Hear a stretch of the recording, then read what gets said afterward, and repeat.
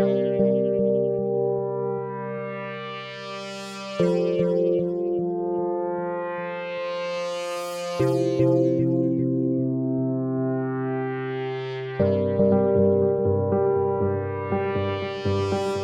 is new territory for us. You know, we didn't do this in World War II. We didn't do this in Korea or Vietnam. This is significant. This combat patch, this unit patch that we're a part of is playing a big role in Iraq's history. This reposturing that we're going and accomplishing is something that's kind of unprecedented. You know, the Army really hasn't done that. We're able to execute a major combat operation and lead into a stability operation that eventually leads to handing off facilities and the security of the country to the country you invaded 8 years earlier. All that we're doing to reposture our forces and the tremendous effort that we have to redeploy our equipment, to transition our bases, to move our people out, to transition the tasks to the embassy are all very, very important. We've worked very hard to get this right. It's been an interesting challenge, I guess you say, because you're just trying to mesh two different organizations together to ensure the success of an operational site. Here's what stability operations really is, and here's what it's about, and here's what the military is going to continue to do here. It's been over 8 years pouring our lives into building up their infrastructure to teach and coach and mentor and train, not just their military, but also working with the government officials in the civilian sector. We're here to finish this book, finish this chapter, and show the world and our country and our families that the work here, you know, counted. You add all that sacrifice and you start questioning, okay, has this been worthwhile? Look at the tremendous set of opportunities that the Iraqi people have now that they never had in the past. That, hey, we were a part of something that was unique. Whatever we do here at the end, and I have no doubt it's going to be successful, it's the standard for how to do this.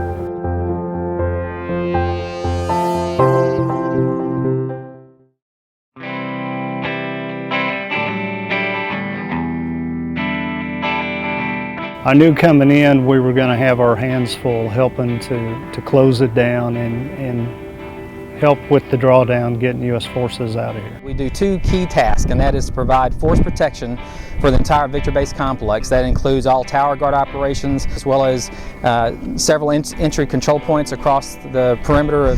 And the second part of our mission is the reposture effort, where we actually try to draw down all of the personnel that's here on Victory Base complex. We had about 25,000 people here at Victory Base Center that had to get out of here. And that was our job, was getting those people and all their equipment out of Victory Base Complex.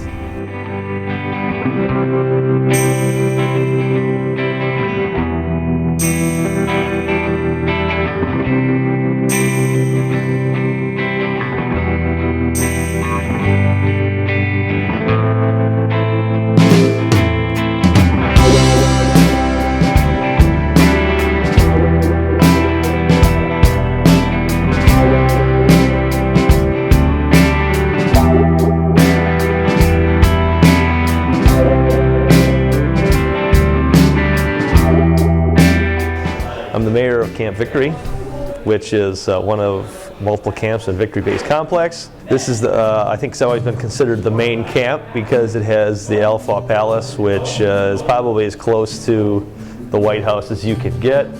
Lead command and staff for the Iraq campaign has always been in Alpha Palace. One time or another I heard there was something like 50-some generals around here. If you look around, used to have computers on all the desks. Weeks ago we lost our connectivity because that's all part of the drawdown as they've pulled switches and plugs. We have no digital telephones. We do have tactical communications with the SINGAR's radio. Our sleeping quarters won't have lights, the toilets won't flush, the water in the sinks won't run. We will have lights in this building, and we will have power for the tactical radios. So I told the guys they got two choices. They can sleep in a dark chew or they can move into the mayor's cell. We have a responsibility to clean up after ourselves and to get all of our stuff out. And also at the same time, I think a lot of getting the military stuff out is so that our technology doesn't make it into the wrong hands. The whole camp. boy, I wouldn't want to be the last person to have to clean this out. Well, we're the last people. Accumulation of 8 years of mayor stuff, and boy, I tell you, you find a lot of surprises. People put in lockers and closets and hid things, and well, someone else will deal with them. And generally speaking, it's been a lot of garbage, a lot of military equipment, a lot of things that people have built. We don't want to promote the view of us being an occupier or conqueror, so we'll totally get out and take all our green stuff with us.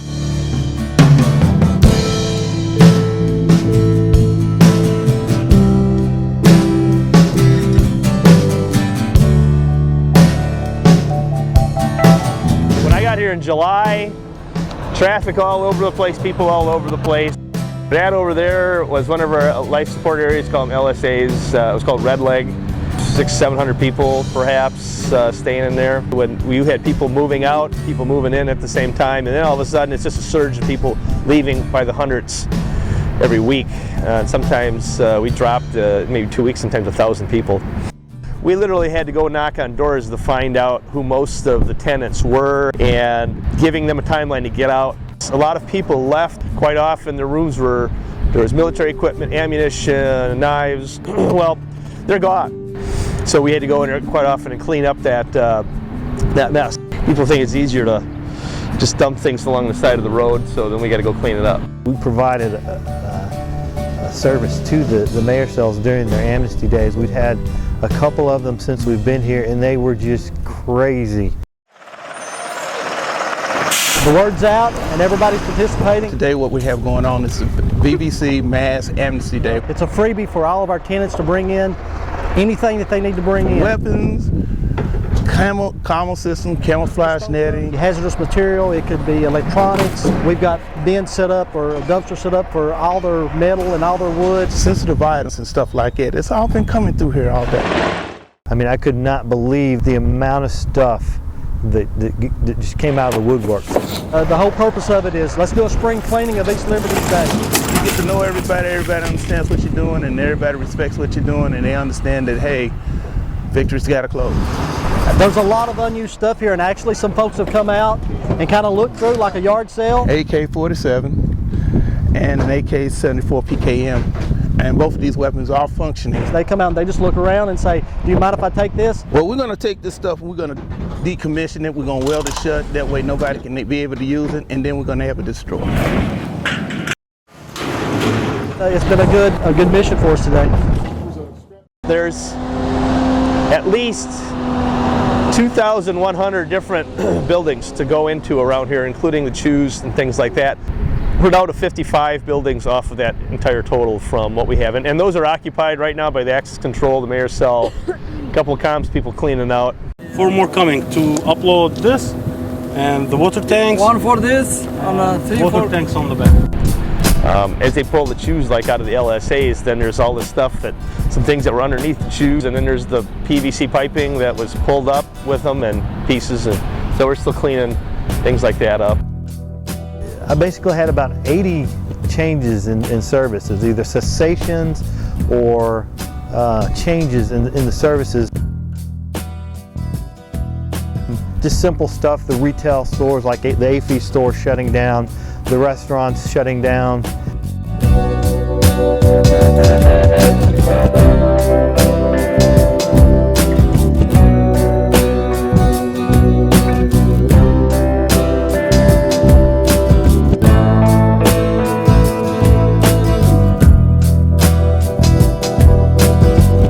Maintenance activities shut down.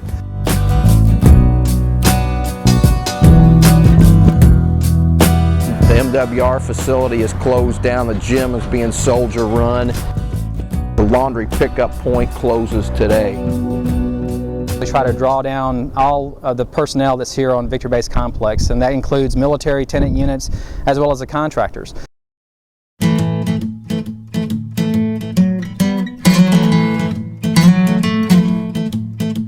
Anything that the soldiery normally used to do, this log capture is responsible for.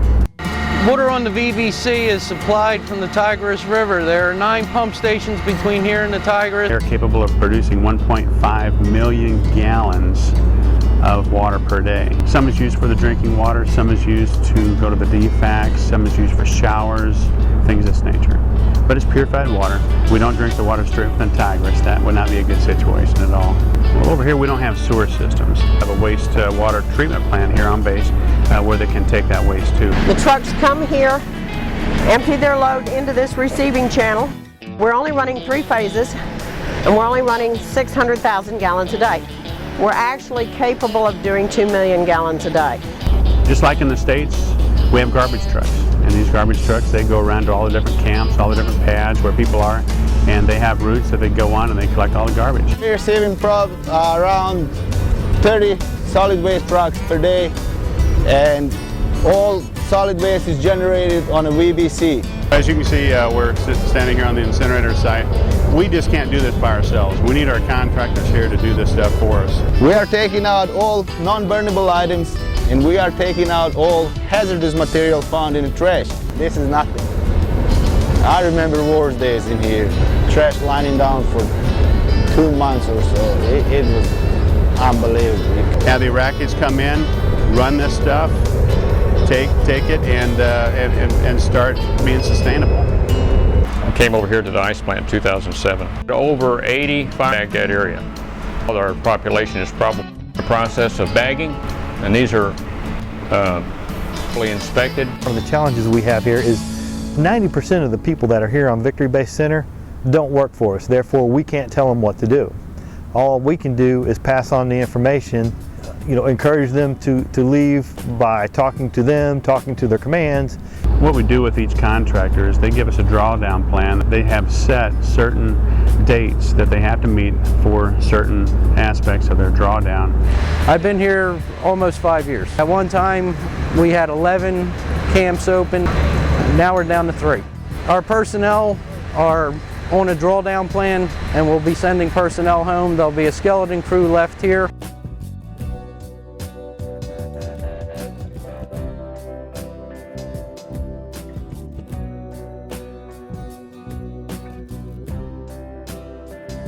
Go down to 1 unit, running as slow as we possibly can. And when we leave out of here the last day, the tanks will be full. We'll turn the switches off. 001 on the 27th. Of November? Of November.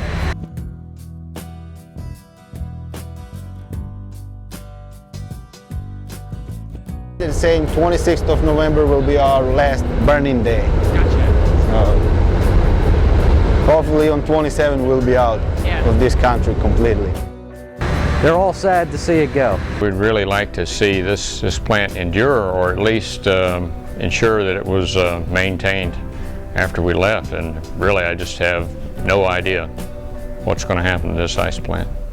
Right now we're in the process of transitioning from the contractors like KBR to green suiters. Our contractors are leaving before we do, so we're going to have soldiers actually doing all of these basic life support services as well. The garbage, the water, the wastewater, everything.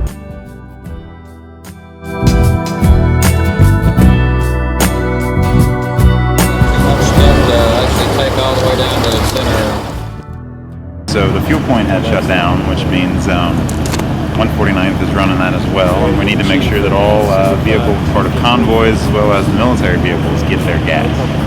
And they're pumping their own though, because we don't have soldiers to man that. So it's pretty much just directing traffic. It's kind of fun.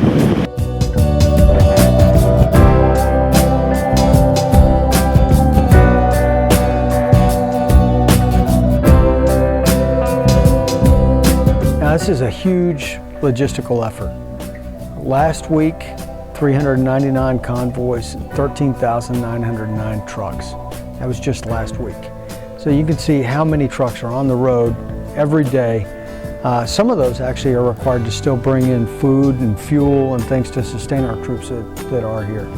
So the guys that are out there driving the roads, the guys that are clearing the routes, I know some of the 149th is doing that. Tremendously important to the entire effort. Anything that the soldiers need, want, use, gets put on the backs of trucks, and we provide the escort for those trucks in and around this area. here in Charlie Company, we've got a great team, and I think our guys are well taken care of.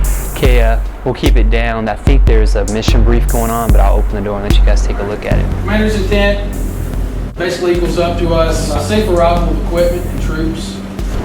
Nice. Thanks, guys. CP-Charlie. Charlie Company's mission to support Operation New Dawn is to assist in the drawdown of forces in Iraq. It's a tactical task and we enjoy it. Our guys are really excited. We go through different scenarios, battle drills to make sure that guys know how to respond, they know how to conduct their mission. While you're trying to suppress the fire. However, these guys need to hear this and basically ensure that every soldier knows the mission, so if something were to happen, the next soldier can step up and take charge. I kind of jumped on board this because I got a basic 2 weeks before I went to mobilization.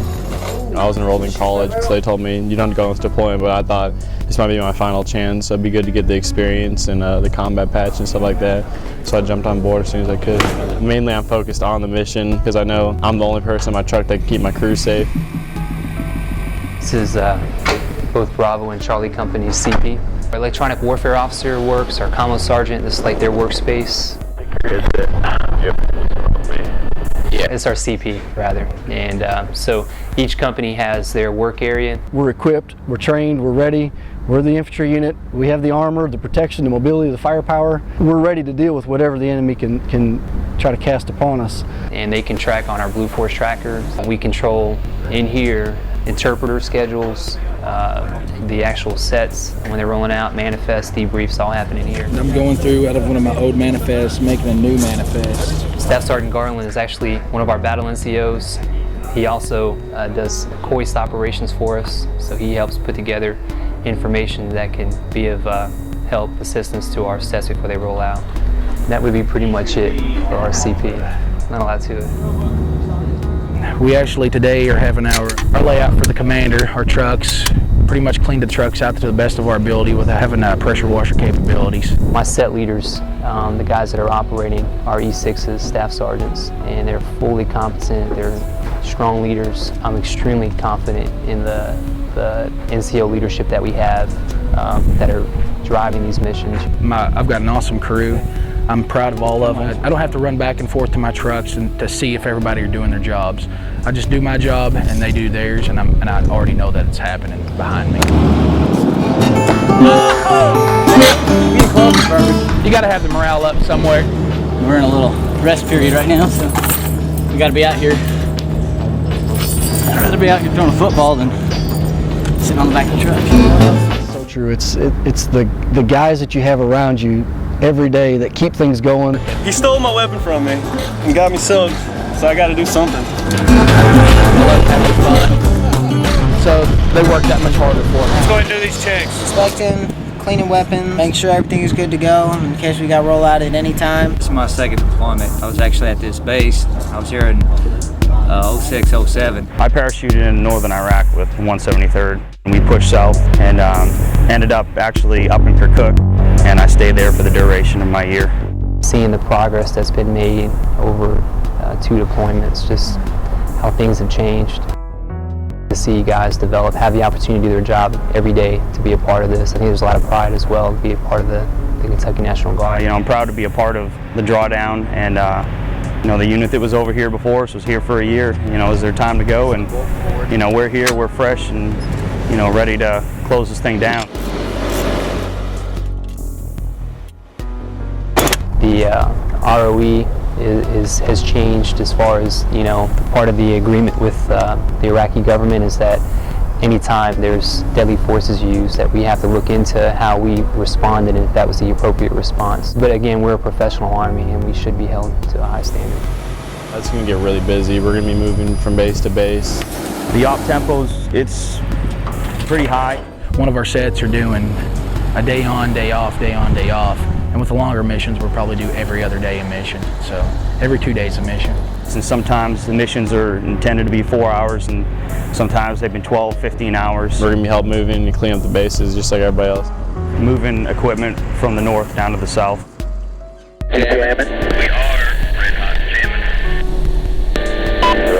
As we are operating outside the wire, the whole share the road concept is probably the most significant one that guys who have been deployed with are having to experience. Just one of those things we hand over that responsibility to the Iraqi police, the ISF and the IAs. Even with the constrictive ROE that we have, we know that the MRAP has proved very successful. The biggest thing that has changed has been the equipment. Equipment is 100 times better. Every vehicle has what they need to have. If vehicles aren't up to par, then they just don't leave the wire. Back then we just really didn't really have much of a choice.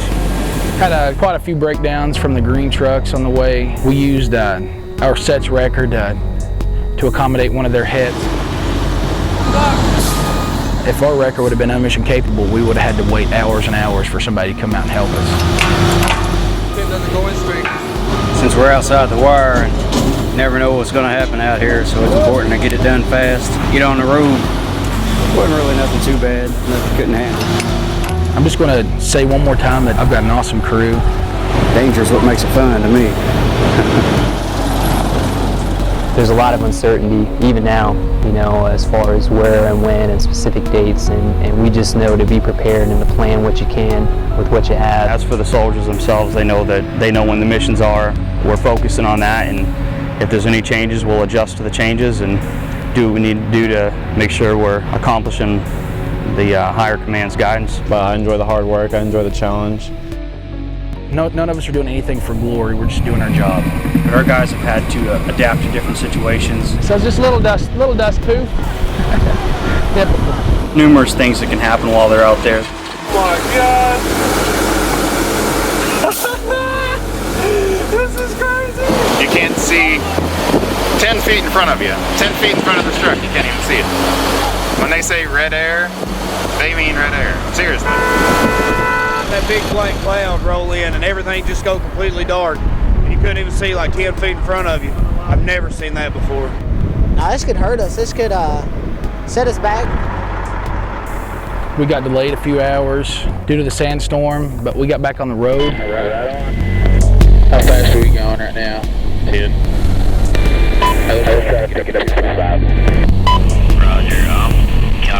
Personally, that this is an important thing to be a part of. Just knowing that I have the opportunity to be a part of Charlie Company, and knowing that my guys are giving their absolute best day in and day out. Wanting to know that I'm giving them my very best as well.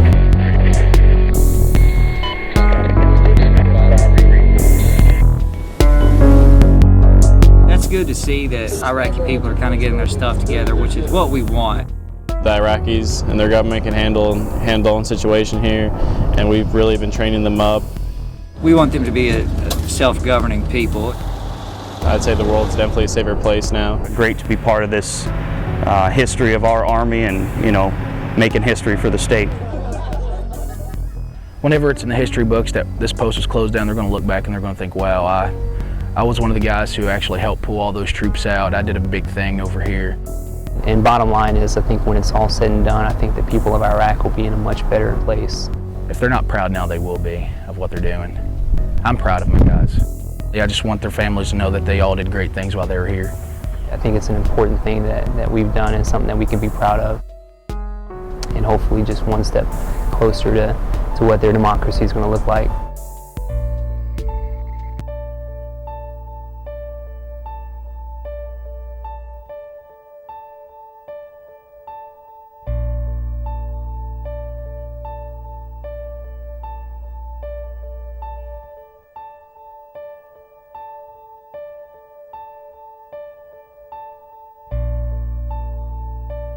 The first thing I want to do is welcome you to victory. What Saddam Hussein said was victory over America, and we all know that's not the case. It's a victory of America, and it was actually being built and funded by the Oil for Food program. I know I talked to several Iraqis when they came on to VBC Victory Base Complex and they saw the elaborate palaces that were here. Some of them literally broke down and cried.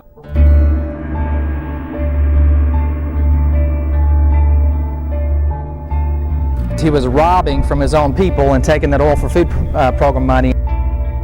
To see the elaborate structures that he had built with money that was taken away from the foods from their own table, it made him angry, and it also made him very, very sad. we proved very effectively where we utilized JDAMs as well as Tomahawk cruise missiles to be able to target. What you see in front of you is Flintstone Village. That is a small village that was built by Saddam Hussein for his grandchildren. The reason why he built it was that his son-in-laws had fled to Iran. He had them secured by his soldiers and ended up killing them. As a means to appease his grandchildren, he built Flintstone Village.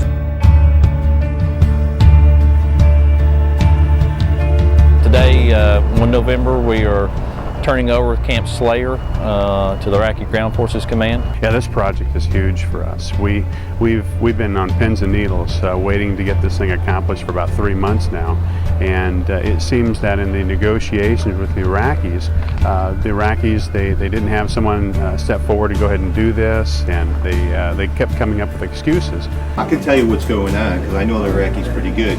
Iraqis are going to say, this is what we signed for, okay? So that when somebody comes looking for this stuff, they go, that's all we got. The Iraqis have come up with their own numbers, which is separate from the FEP list, of what we're saying that we're giving them, and they're saying that they're being given something else. And the numbers are not off just a little bit, but it's quite a bit. This does not meet our standards and requirements for turning it over. You have to sign this other one. If we don't sign today, that means we'll have to hold off on signing Slayer over to the Iraqis until we come to some kind of agreement. So officially we have to have a committee. The Iraqi government doesn't want anybody to stay from these contractors on the camp. Everybody ready to signing, so Mr. Yes, he wants the paper. We went through with it. There was some discussion about what they were signing for, and what we had on our sheets was different.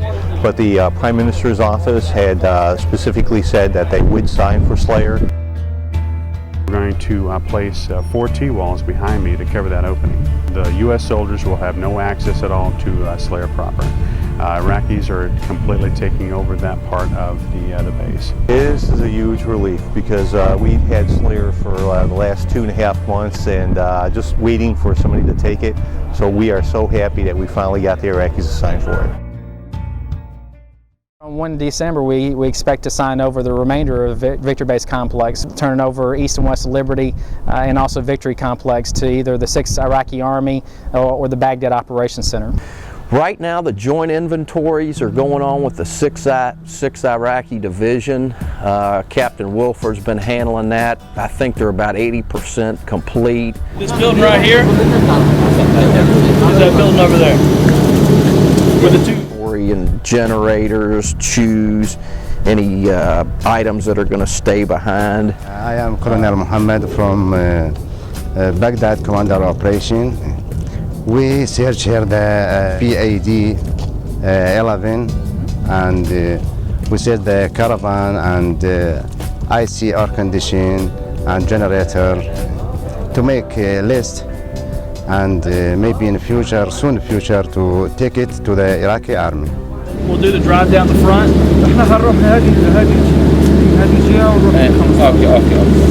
Okay. Good area and clean and everything in the caravan stay inside the caravan and everything is well.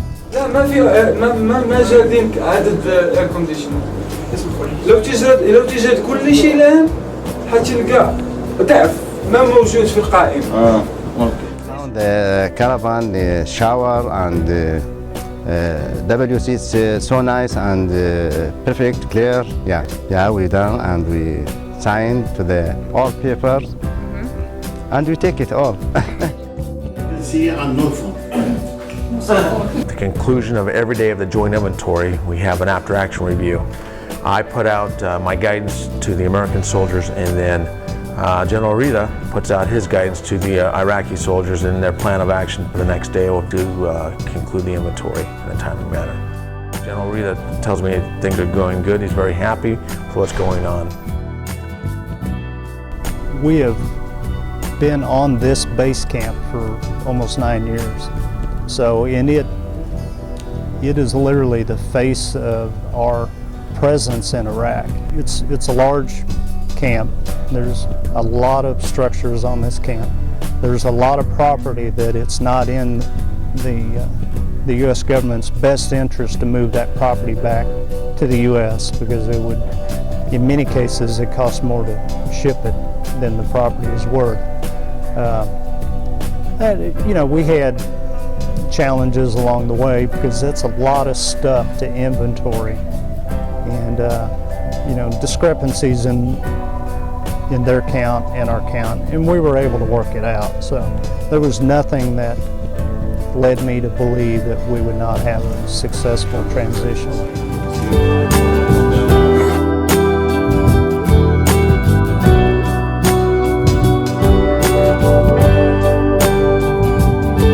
It's very significant symbolically to have a transition of victory-based complex to the government. I feel a lot lighter. There's some weight off my shoulders having transitioned that to them.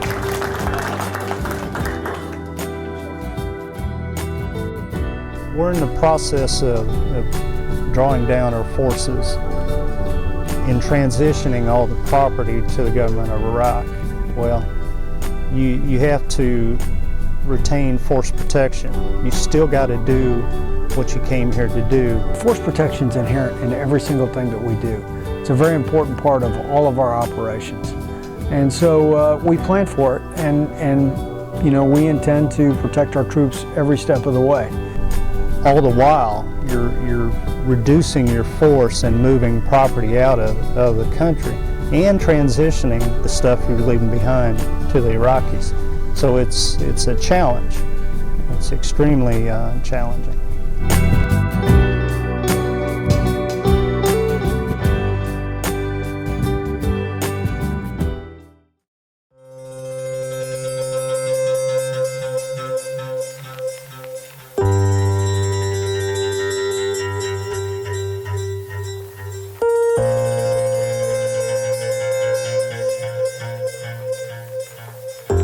Escort all the Iraqis to the towers, and we'll just oversee the transition.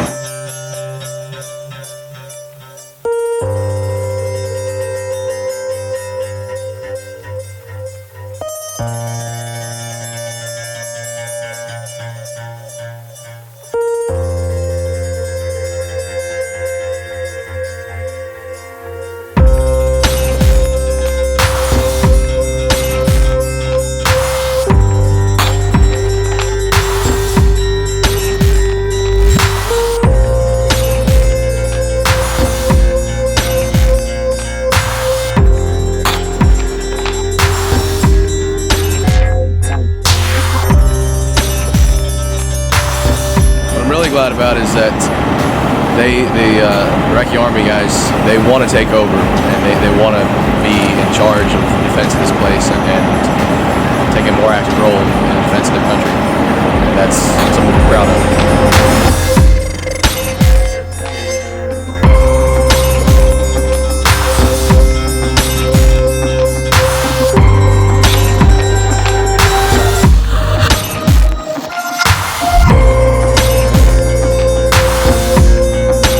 It's over. Yeah, it's their own country. It's good for them. It's a step in the right direction, I guess.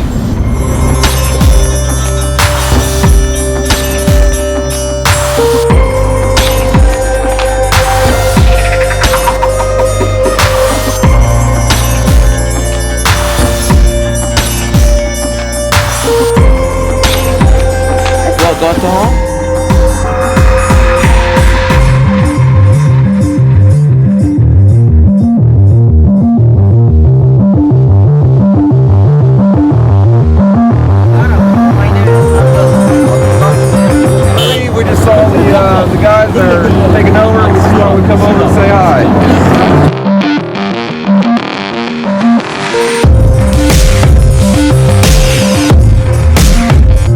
Thank you. Yes, sir. Thank you. But I'll let you know here in a second, sir, as soon as I get a hold of it. Take care. Yes, sir. Thank you. You're welcome. Thank you.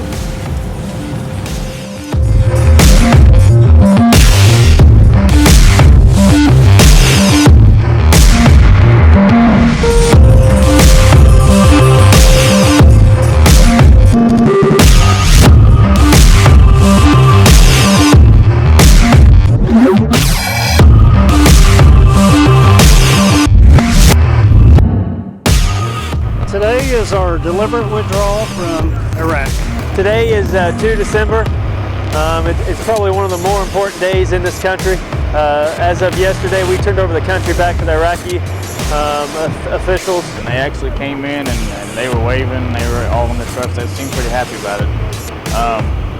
I think they like it. I think it's what they want.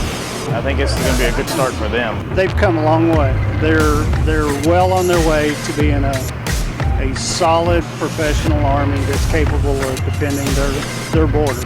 I can't believe it, actually. I can't believe we're actually leaving this whole base. It's almost emotional to leave. When I was here in 06, 07, we had 75,000 people here. And we're literally some of the last 200, 250 that are leaving.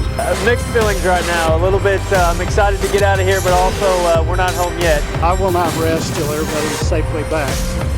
We know we got a tough task in front of us. We got about a 13, 14-hour drive, so we're ready to get on the road and get this on.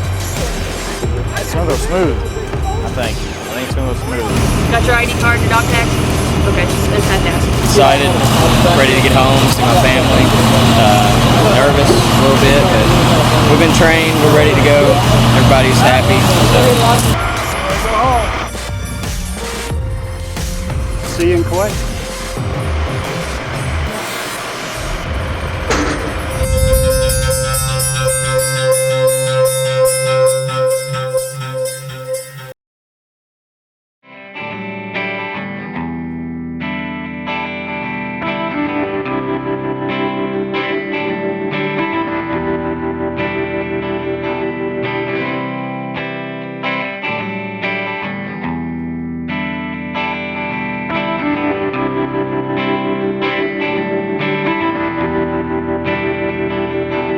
I think that the Iraqi people deserve a country that's stable, that's sovereign, and that's self-reliant. It is an honor to be on the front end of this military operations in Iraq and to be on the back end of it, to be able to see at least we've paved the way, at least we've paved a hope, an opportunity for them to be able to sustain themselves and be able to move forward. I think we've done whatever we could for this country, and I think we're leaving them in good hands. Iraq is coming out of a period of isolation, and they have opportunities now that they never had in the past. They want to maintain a strong relationship with us, whether we have U.S. military trainers here or not. And this gets into why it's so important for us to maintain a relationship to where we have things like joint training exercises in the future. We've done our part as a nation to pour ourselves in. It's time for us to pack our bags and go home finally. Two things. One of them is America. And the second one is America. We're coming to America. There's that. It's good to be going home. Had nothing but positive support from the American people. Even if they disagreed with what we were doing, they still stood beside us. The American people, the Iraqi people, all our coalition partners have sacrificed a lot here over the years. And we've all lost friends. Was it worth it? I think you've got to maintain a long-term perspective to really begin understanding whether or not this endeavor has been worthwhile. America seemed like this big, almost invincible, untouchable country, and then just one day up, I don't know, we get attacked, sends us to war and everything. We're not going to sit back and wait for the next 9/11. If you see an emerging threat, then you go address that threat before it has time to get to your shores. The Iraq chapter has ended. I don't know exactly what the future's going to look like. I know we're going to have changes, and I think we've got a lot of opportunity to continue to move forward. Whatever story is told about the closure of this area 50 years from now, we're the ones that set the tone for that story, whether they recognize us or not. You know, our guys are they're doing what they were told to come and do, and when it's done, I think then we can sit back and look and really determine that, hey, we were a part of something that was unique. We just left Iraq. We didn't come across the Cape Crossing. This means that we are finally out of Iraq. We're going for the 90th Harrisonburg game. Here, finally. We did it. We did, huh? Excited. It was a great trip. 2 days of hard bumps and lumps, but it was a great ride. I'd like to thank all the soldiers for the hard work and outstanding job they performed while they were in Iraq. It's great to be part of this history of our Army and, you know, making history for the state.